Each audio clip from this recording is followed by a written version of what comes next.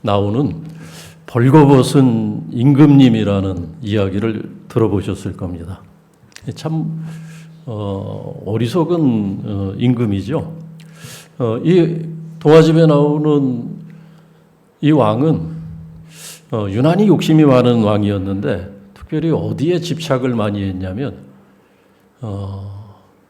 아름다운 옷, 화려한 옷, 자기 얼굴을 빛내줄 만한 그런 옷에 대한 관심이 특별했고 매일 새 옷을 찾아 입는 거예요. 매일. 뭐 어떤 대가를 지불하더라도 좋은 옷이라면은 다 찾아서 입어보는 그런 옷에 대한 욕심이 많았던 임금이었다는 겁니다. 어느 날 이 임금에게 두 사람의 제단사가 찾아옵니다. 제단사가 찾아왔는데 하는 말이 뭐냐면 자신들이 아주 신비스러운 옷감을 갖고 있다는 거예요. 세상에 하나뿐이 없는 좋은 옷감을 갖고 있는데 이 옷감으로 옷을 지어서 입으시면 임금님의 용안이 빛이 나서 온 백성이 우러러 볼 것이라고. 온 백성이 우러러 보고 임금님의 그 품위는 더 높아질 것이라고.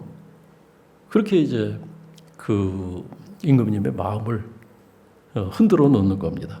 그게 거짓말인지도 모르고 그런 옷이 있다니까 그냥 마음이 통한 거예요.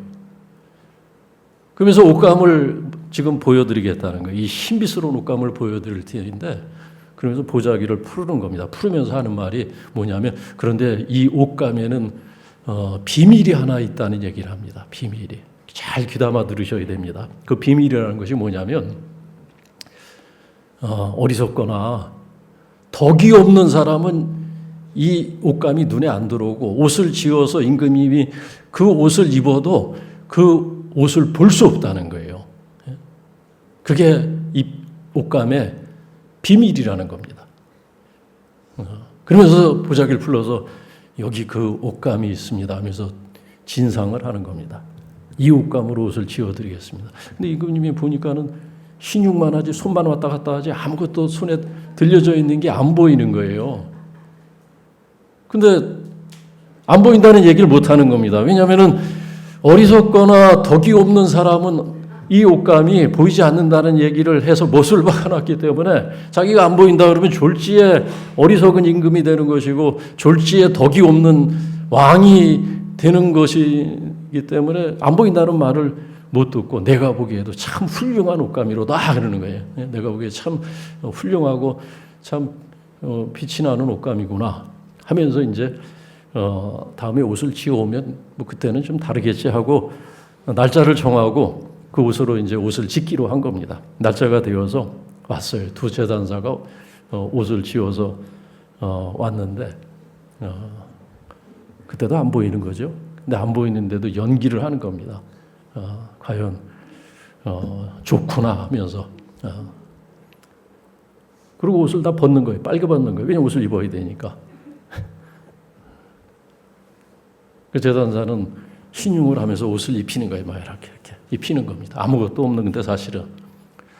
그리고는 그 화려하다는 세상에 하나뿐이라는 그 말에 속아가지고 백성들 가운데 행차를 하는 겁니다. 그 옷을 입고. 근데 신하들도 아무 말도 못해요. 신하들도 막 눈을 어디다 둘지 모르는데 민망해서 그냥 뻘건 몸이 배가 볼록 나오고 볼품없는 그 속살이 다 보이는데 막 너무 부끄럽고 부끄러운 건 내 책임, 내 차지라고 눈을 어디다 두지 못하면서도 그냥 다 이구동성으로 참 대단히 훌륭한 옷입니다. 임금님 실루엣이 아주 멋집니다 하면서 막 그냥 임금님의 용안이 빛이 난다고 이구동성으로 다 같은 말만 하는 거예요. 다 보이는 것처럼 보는 것처럼. 벌거벗은 몸으로 행차를 하는데 백성 중에 아무도 진실을 얘기하지 못하는 겁니다. 아무도. 왜냐하면 왜겠어요? 똑같은 이유죠. 얘기하면 나만 어리석은 사람이 되는 거고 나만 부도덕하고 나만 덕이 없는 사람이 되는 꼴이기 때문에 아무도 진실을 얘기하지 않고 다 같은 말만 하는 겁니다. 같은 말만. 근데 그때 순진한 어린아이 하나가 등장을 하죠. 근데 그 어린아이 보니까 임금님이 옷을 안 입은 거예요. 어른이 옷을 안 입고 백주대낮에 길거리를 행보하는 것을 처음 본 거예요. 그러니까 아이는 순진하니까 그냥 보이는 고지고대로 우리 임금님이 뻘거벗었어요 하고 외치는 거예요. 우리 임금님이 옷을 안 입었어요 하면서 외쳤다는 거예요. 이상해요 우리 임금님이 하면서 아이가 그냥 막 진실을 떠벌리는데 근데 아무도 그 소리를 안 들었대요. 문제는 저 아이는 어린애가 참으로 어리석은 아이인가 보다. 머리가 저 아이는 어떻게 됐나 보다. 저 아이는 마음이 착하지가 않나 보다. 그러니까 그 임금님의 옷이 안 보이나 보다. 그렇게 생각을 하고 임금도 자기 체면 때문에 어떤 채 하고 행차를 계속했다는 그런 이야기입니다. 사람이 참 가식이 많아요. 가식이 많고 우리가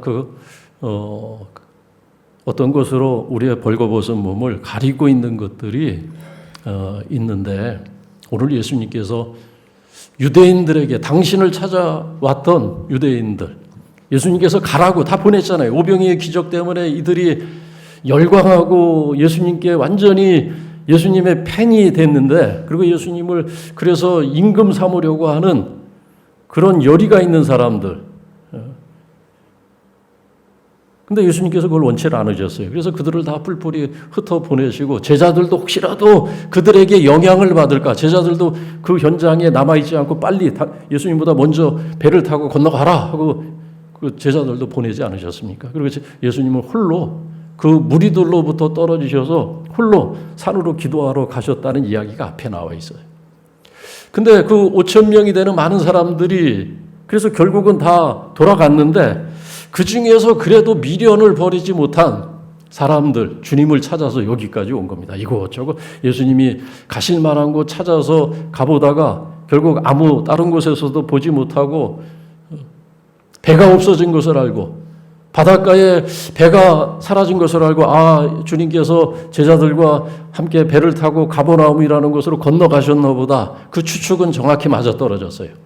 그들이 배를 타고 쫓아온 거예요. 지금 가버나움까지. 그 얼마나 수고가 많습니까?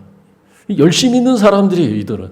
정말 예수님께서 욕심이 있으셔서 제자들 12명의 제자로 만족하지 아니하시고 예수님께서 그 제자의 그룹에 수를 좀 불리실 생각을 조금이라도 하셨으면은 그들을 향해서 나를 따르라. 내가 너희를 사람 낚는 어부가 되게 하겠다. 제자들에게 하신 말씀을 똑같이 그들에게 하셨으면 그들 중에 그 무리 중에 전체 다는 아니어도 꽤 많이 예수님 가는 곳에 가겠다고. 예수님 머무는 곳에 내가 가고 예수님이 드시는 음식을 나도 들고 당신의 제자가 되겠다고 나설 수 있는 준비가 된 사람들입니다. 열심히 있는 사람들이.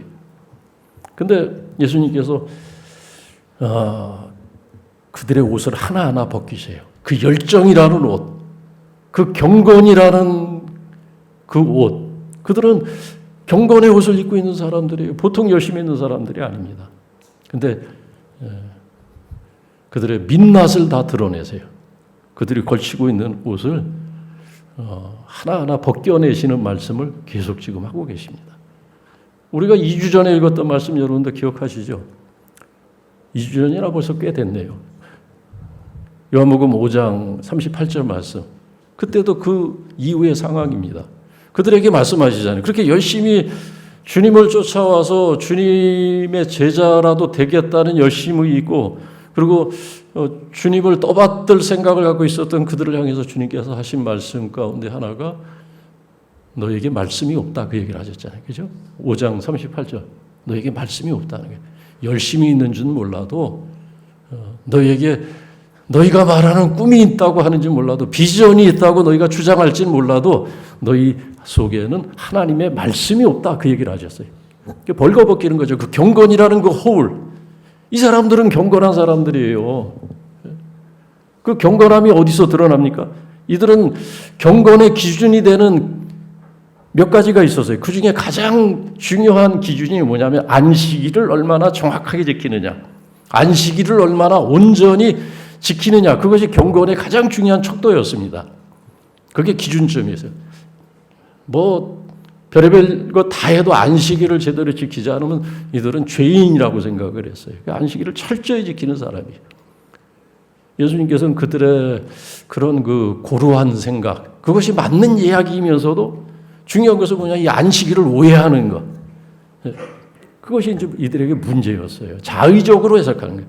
자의적으로 하나님의 뜻을, 안식일을 제정하시고 안식일을 율법으로 주신 그 하나님의 마음을 전혀 읽지 못하고 문자적으로 기계적으로 안식일을 이해하고, 그리고 자신들의 기준이 맞지 않는 사람들을 배척하고 죄인시하는 그런 사람들이었어요.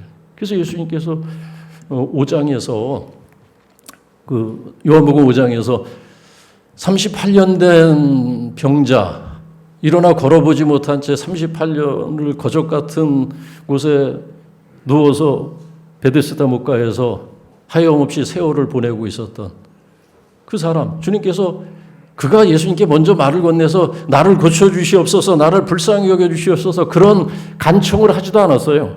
대부분 예수님 앞에 와서 고침을 받은 사람들은 주님 앞에 찾아와서 간청하고 주님 앞에 마음을 쏟으면서 긍휼을 구했던 사람들인데, 그때는 예외적이었습니다. 그 주님께서 먼저 말을 걸으신 거로 나와요. 네가 낫고자 하느냐. 그를 고치셨는데 문제가 하나 생겼어요. 어떤 문제냐. 유대인들이 보니까 그가 그 절망에 빠져서 산 그 사람이 고침을 받고 건강을 회복한 거 축하할 만한 일이고 박수칠 만한 일이고 떡을 낼 만한 일인데 함께 축하하지 않고 어떤 걸 문제 삼냐면 왜 안식일에 병든 자를 고쳤냐는 겁니다. 이거 안식일 어긴 거라는 거예요. 완전히 본말이 전도됐어요. 완전히. 그래서 주님을 죽일 생각을 합니다. 그때부터. 요한복음 5장에 보면은 그런 이야기. 안식일 이거 굉장히 중요해요. 여러분 요즘도 예루살렘, 이스라엘 예루살렘에 가면은 어떤 건물에는 그 안식일 엘리베이터라는 것이 있어요. 안식일 엘리베이터. 아마 못 들어보셨을 겁니다. 사바스 엘리베이터가 있어요. 무슨 얘기냐면 안식일이 되면은 그 엘리베이터의 세팅이 달라지는데 어떻게 세팅을 해놓냐, 모든 층이 다 쓰는 것으로, 모든 층이 다 빨간불이 아예 켜져 있어요. 그래서 20층 되는 건물이 있으면 사람이 한 사람 타도 모든 층이 다 씁니다. 그러니까 얼마나 답답해요. 난 저 20층 가야 되는데 층마다 1층 쓰고 2층 쓰고 사람이 내리든 안 내리든 타든 안 타든 다 쓰는 거예요. 근데 왜 그렇게 세팅을 해놓을까요? 안식일에 이거 누르는 것도 노동으로 보았던 거예요. 그래서 안식일을 온전히 지키기 위해서 안식일에는 버튼도 아예 다 눌러놓는 거예요. 얼마나 미련한 사람들입니까? 이 유대인들의 고집은, 저도 옛날에 그 유대인 한번 그 몇 달 동안 가까이 제 군에서 장교영어반에서 그 수업을 할 때 그 중에 한 사람이 유대인이었어요. 영어를 가르치는. 근데 보면은 고지식해요. 고지식하고 완고하고 우물한 개구리, 우물한. 그 사고가 대화하다 보면은 정내미가 떨어진다는 말이죠. 생긴 건 멀쩡한데 속은 하여튼 완고하기 이를 데가 없어요. 그 얼마나 완고해요. 안식일에 이거 누르는 것, 그게 불경건한 것으로 생각하는 것. 그런 식이니 예수님께서 행하신 일이 이해가 되겠어요. 그러니까 안식일은 옆에서 사람이 피를 철철 흘리고 죽어 넘어져도 절대 구하면 안 되는 거예요. 그 사람 죽는 것은 하나님의 뜻이에요. 나는 내 안식일 지키라는 거예요. 너는. 그 상관없어요. 사마리아인의 비유에서 아마 그 레위인이나 그 제사장도 그날이 아마 안식일 아니었을까 싶어요. 안식일에 강도 만난 사람, 또 사마리아 사람이네. 그러니까 그냥 지나치는 것 아니겠어요. 근데 예수님은 오히려 사마리아인처럼 행하라는 거예요. 사마리아인처럼. 그러니까 안식일 예수님께서 어기시고, 또 이 유대인들은 하나님을 경외하는 것을 목숨보다도 중요하게 생각하는데 예수님께서 하나님을 당신의 친아버지로 여기시더라는 거예요. 우리가 지난주 읽었던 그 화요일 날인가요? 수요일인가요? 그 매일 성경 본문이 그 부분이었잖아요. 하나님을 아버지라고 부르시는 것. 그것이 또 문제가 됐어요. 참남하다고 생각한 겁니다. 예수님이 경건치 못하다고 생각하는 거예요. 근데 예수님은 그들을 향해서 너희가 하나님을 모른다는 거예요. 너희가. 경건하다고 하지만 정작 너희는 하나님을 모르는 자들이라는 거예요. 하나님의 말씀이 너희 속에 없다는 거예요. 얼마나 이들의 완전히 벌거벗기는 거죠. 그들은 자기들이 그 옷을 다 걸치고 있는 거예요. 오늘도 예수님께서 이 유대인들, 이 사람들을 벌거벗기는 말씀을 계속하십니다. 먼저 하늘에서 내려온 떡이다. 당신이 하늘에서 내려온 떡이라고 말씀합니다. 앞에서는 하나님을 아버지라고 부른 것이 문제가 됐는데 이번에도 또 같은 차원에서 예수님께서 당신이 하늘에서 내려온 떡이라고 말씀을 하시는 것이 또 문제가 된 거예요. 이것도 참남하다고 생각한 겁니다. 경건치 못한 망언이라고 생각을 한 거예요. 그게 수근수근 돼요. 수근수근. 뒤에서 예수님 말씀을 듣고 예수님께서 수근대지 말라. 말씀하시지 않습니까? 43절에 너희는 서로 수근거리지 말라. 이 수근거리는 사람들 대체로 보면 고집이 있는 사람들이, 자기 생각이 강한 사람들, 자기는 돌아보지 못하는 사람들. 그들이 주로 이제 뒤에서 수근수근 많이 해요. 수근거리지 말라. 그들이 왜 수근거리냐면, 아니, 그 아버지를 우리가 아는데, 이 사람이 요셉의 아들인데, 그 부모를 우리가 아는데, 어찌 하늘로부터 자기가 왔다고 하느냐. 그러면서 수근수근 했던 거예요. 수근수근. 더군다나 또 예수님께서 하신 말씀이 오늘 하늘로부터 내려온 떡이라고 말씀하시면서 그 말씀을 계속하십니다. 41절 또 48절 생명의 떡이다. 또 50절 51절 하늘에서 내려온 살아있는 떡. 그래서 이 떡을 내게 받아 먹는 자는 뭐라고 말씀하십니까? 영생한다는 거예요. 내가 줄 떡을 받아 먹는 자는 영생할 것이다. 구원을 받는다는 거예요. 이것도 사실은 이 유대인들의, 이 완고한 유대인들을 자극하는 말씀이죠. 분노하게 하는 말씀이에요. 이것도. 왜냐하면 너희는 내가 주는 떡을 먹지 않았으므로 너희는 영생이 없다는 거예요. 너희는 경건하다고 하지만 사실은 너희는 영생이 없는 이들이다. 그 얘기를 하는 거예요. 더군다나 49절에서 너희 조상들은 광야에서 만나를 먹었어도 죽었거니와. 여러분, 유대인들은 절대 건드리면 안 되는 이들의 조상이 있어요. 절대 모욕하면 안 되는, 모욕하면 정말 돌팔매질을 당하는 이들의 조상 가운데 절대로 함부로 입에 담을 수 없는 이름들이 있습니다. 누구 계세요? 이들이 늘 입만 열면 들먹이는 아브라함의 자신들이 자손이라 그래요. 아브라함 절대 건드리면 안 돼요. 또 그 다음에 누구 계세요? 다윗. 그래서 국기도 그 다윗을 뜻하는 별이에요. 지금도. 또 누구 건드리면 안 돼요? 모세. 모세는 하나님의 율법의 수요자, 하나님의 율법을 받아 가져다 준 그런 율법의 수요자이기 때문에 모세는 절대 손대면 안 돼요. 그 권위는 오랜 세월이 지났어도 절대적인 이름으로 그렇게 그들에게는 각인이 되어 있습니다. 근데 예수님께서 여기서 지금 말씀하신 거 모세를 떠올리는 말씀이에요. 광야에서 하나님이 모세를 통해서 만나를 주셨잖아요. 그런데 그것은 너희 조상들이 먹었지만 죽었다는 거예요. 근데 내가 오늘 주는 이 떡은 죽지 않는다는 거예요. 이 떡을 먹으면 너희가 영생할 것이다. 그러니까 그건 무슨 얘기냐면 예수님께서 당신이 모세보다 우월하시다는 것을 얘기하는 거예요. 우리는 이해가 되잖아요.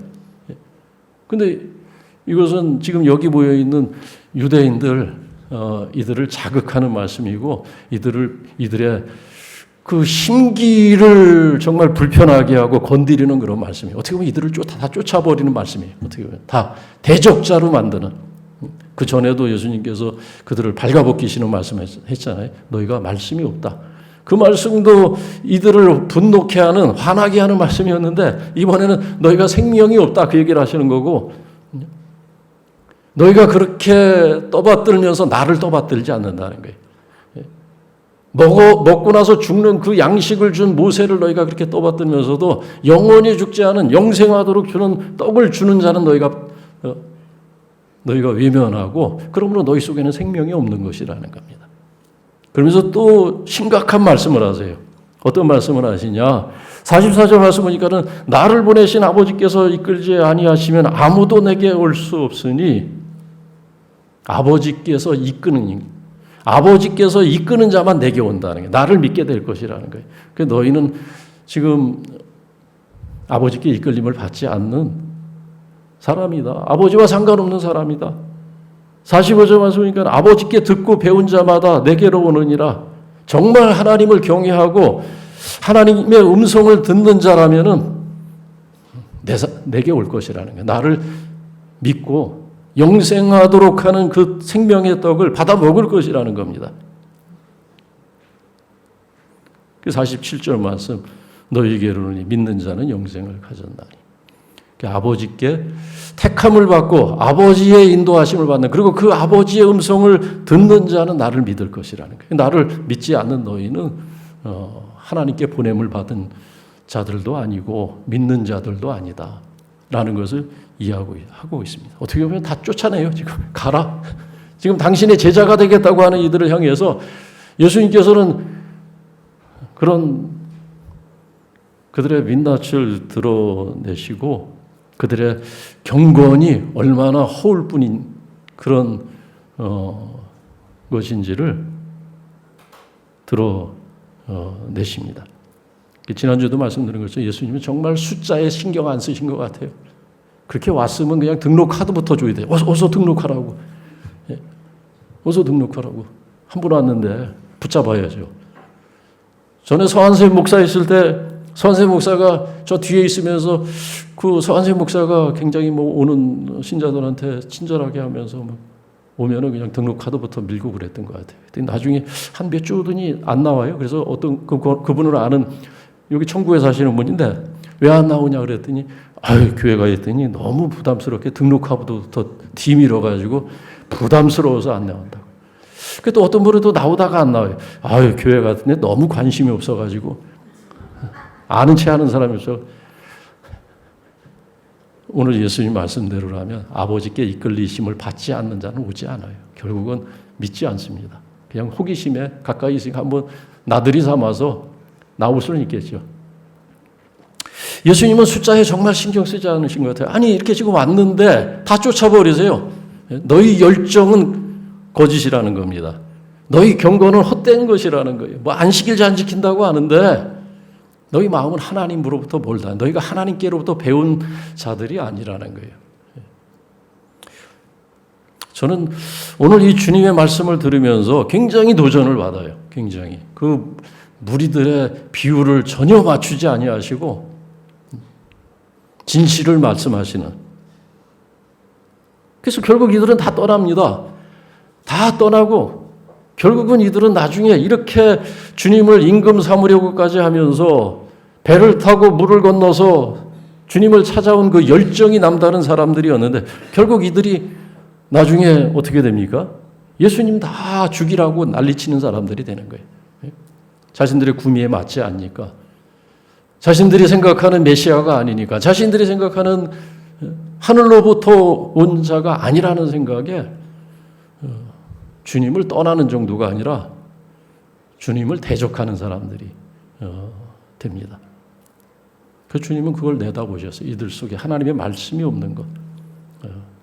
경건의 모양은 있으나 경건의 능력이 없고 하나님을 아는 지식이 없고 하나님의 뜻을 따르는 순전함이 없는 자기 욕심과 세상을 향한 자기 욕망에 끌려가는, 그리고 그 욕망을 위해서 자신을 몰고 가려고 하는 무리라는 것을 예수님은 너무나 잘 아셨어요. 그러니까 너희 길로 가라는 거예요. 너희는 하나님께 이끌림을 받는 사람들이 아니라 내가 주는 생명의 떡을 받아먹고 믿지 않으면 너희 속에는 생명이 없으니 이 떡을 먹지 않으면 가라는 거예요. 다 쫓아버리세요. 어떻게 보면.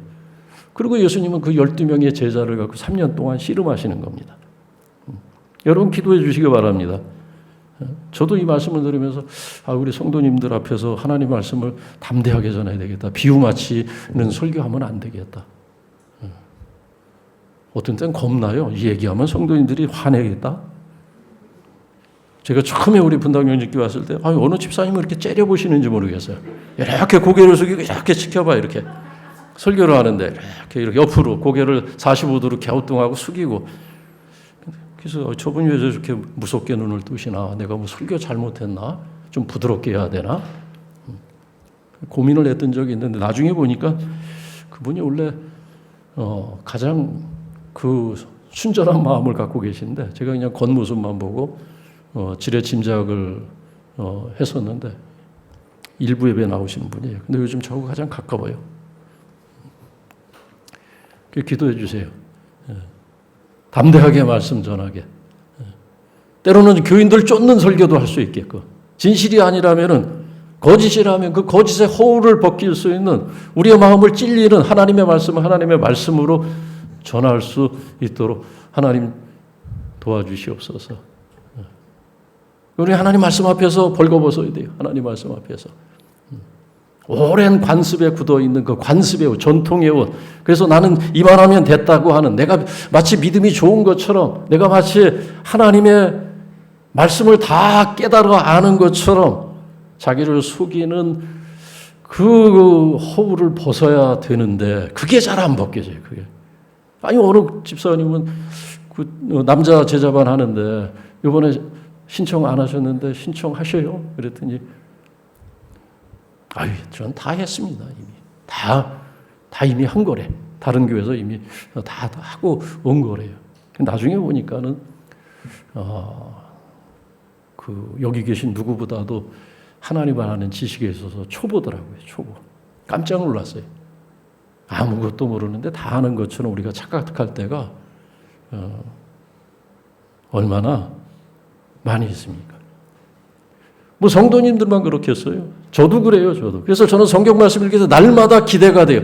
이 말씀을 통해서 내가 모르던 것을 또 오늘 깨닫게 되겠구나. 여러분 매일 성경 묵상하면서 그런 기대 없습니까? 이 말씀을 읽으면서 그리고 실제로 날마다 새로운 그 말씀에서 내가 몰랐던 통찰을 얻게 되고 새로운 진실과 마주대야 하는 그런 기쁨이 있어요. 하나님 말씀을 읽을 때. 그래서 내 생각이 달라지고 내 의식의 지평이 날마다 조금씩 오히려 더 확장되는 것 같은 게 하나님 말씀은 우리로 하여금 계속해서 자라게. 우리가 새해 키워드가 성숙이잖아요. 우리가 뭘 가지고 성숙하겠습니까? 이 나이에 배울 거 다 배우고 살 만큼 살고 그러면서 그냥 뒷방 어른처럼 늙어가면 안 되잖아요. 하나님 말씀 앞에 우리가 서면 하나님의 말씀은 우리의 의식을 깨우는 그런 힘과 권세가 있습니다. 그래서 기도해야 돼요. 하나님 말씀 앞에 벌거벗은 마음으로 설 수 있는 그런 순전함을 회복해야 됩니다. 한국교회가 위기라고 얘기를 합니다. 한국교회가 위기라는 참 말을 많이 해요. 교회 밖에서도 얘기하고 또 심지어는 교회 안에서도 그런 얘기가 나오고 몇 주 전에 우리 교단의 신문을 읽어보니까 심지어는 우리 교단의 신문에서도 그런 얘기를 교회 통계 최근 몇 년 사이에 교회 통계 수치의 변화 교회 숫자의 변화를 직면하면서 위기라는 거예요. 위기. 신자들도 줄고 교회도 줄고 목사도 줄고 신학교도 이제 젊은 학생들이 지원을 잘 안 해서 저 지방의 신학교들은 정원이 충원이 되지 않고 그걸 위기라고 합니다. 근데 그거는 위기가 아니에요. 오히려 교회가 또 다른 변화를 겪고 있는 거예요. 여러분 교회 역사에 있어서 가장 교회가 강력하고 권위가 있었을 때는 교회가 소수였을 때예요. 기독교가 소수였을 때는 교회가 가장 강력한 힘을 발휘했었고 권세가 있었고 능력이 있었고 그리고 세상으로부터 칭찬을 얻었습니다. 여러분 초대교회 처음 집사 7분을 세울 때 조건이 뭐였어요? 외인들에게 칭찬을 얻는. 초대교회는 비록 유대인들이나 아주 이 완고한 유대인들이나 또 로마로부터 핍박을 받았지만 그 핍박 가운데서 교회는 권세가 있었습니다. 권세가 있었고 교회 밖에 일반 대중들로부터는 좋은 소리를 들었어요. 칭찬을 들었어요. 제가 어렸을 때만 해도 그랬던 것 같아요. 제가 어렸을 때. 제가 그 뭐 탁월한 건 없었는데 좀 성실했던 것 같아요. 그랬더니 어른들이 선생님이 뭐라 그러냐. 야, 넌 목사 됐으면 좋겠다 그랬거든요. 좀 괜찮게 보이면 너 목사 됐으면 좋겠다. 그런 말을 했어요, 옛날에는. 요즘은 좀 괜찮거나 그러면은 너 절대 목사는 되지 말아라 그럴 거예요. 그렇죠? 너 절대 목사 되면 안 돼. 너 절대 교회 같은 데 가면 안 돼. 교회가 소수가 되는 것은 문제가 아닙니다. 오히려 소수가 될 겁니다. 왜냐하면 하나님이 한국교회를 사랑하시면 소수가 될 거예요. 그래서 소수가 되어서 다시 회복시키고 그 소수로 마지막까지 남는 자들 그 소수를 통해서 하나님은 교회의 새로운 부흥의 시작으로 삼으실 겁니다. 소수되는 거 절대 걱정하지 마. 여러분 예수님은 절대 숫자에 우리에게 도전이 되는 것은 연연하지 않으셨어요. 당신의 사람이 되겠다고 몰려온 그들을 벌거벗기시면서 벌거벗기신 채로 그냥 그들을 쫓지 않으십니까? 성경을 자세히 보세요. 6장의 내용, 지금 우리가 6장을 네 번째 말씀을 읽고 있는데 다 보내십니다. 그리고 보냈는데도 또 쫓아온 이들에게 너희는 하나님께 이끌림을 받는 자들이 아니라고 하시고 그들이 경건이라고 하는 옷을 입고 있었는데 그것을 다 벗겨버리지 않습니까? 믿는 자가 되라는 게 스스로 경건하다고 하지 말고 믿고 순전한 마음으로 모세를 읊어먹으면서 그 수천 년 전에 왔던 그 모세를 만나를 신주단지 모시면서 과거를 읊어먹으면서 있지 말고 오늘 여기 있는 인자 하늘로부터 온 자를 알아보라는 거예요. 그것도 알아보지 못하면서 과거 얘기만 하고 있는 그들을 향해서 모세를 통해서 주신 만나를 너희 조상들이 먹었다는 것을 너희는 영광스럽게 생각하고 그 역사를 자랑하지만 그들이 다 어디 있느냐? 다 죽었다는 거예요.